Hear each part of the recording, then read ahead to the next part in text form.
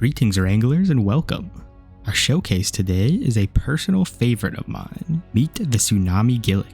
The more experienced Wranglers among you will notice its resemblance to Leviathan Gilick, who as far as naturally occurring evolutions go, is already one of our strongest weapons against the Legion threat. Due to the Leviathan Gilick's inherent strength, we will be using it as our framework today and using the Splicing Machine to give it the helping hand it needs to conquer the depths of the abyss. The strongest tool in the Leviathan Gilick's arsenal is its Leap the Cannonball, which releases cascading waves to tear the Legion apart. Combining this with the Gilick's lethal refreshment enhancement means the fun never stops so long as you have enemies to kill.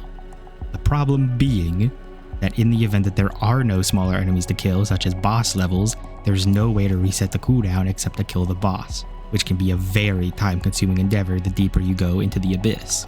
To fix this particular flaw, we have spliced in the Warm-Up Strike perk from Defrost Anami, allowing our Gilick's melee to refresh his leap even in low-density enemy environments, or just so he can use his leap as a mobility tool without fear.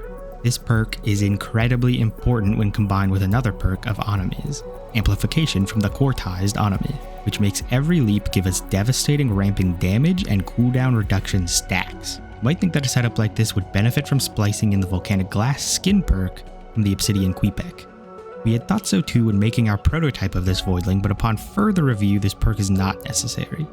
Oftentimes, the environmental effects of the Abyss will consume any block stacks generated from this perk and leave you just as vulnerable as you were before, whereas the Gilick's defensive ability Counterblast gives you a brief but not insignificant window of invulnerability even after the block stack is consumed, and generates armor stacks thanks to the counter immunity and counter armor enhancements.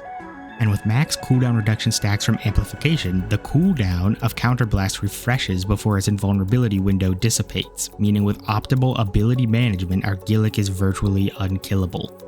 And finally, our catalyzers. This is our recommended loadout.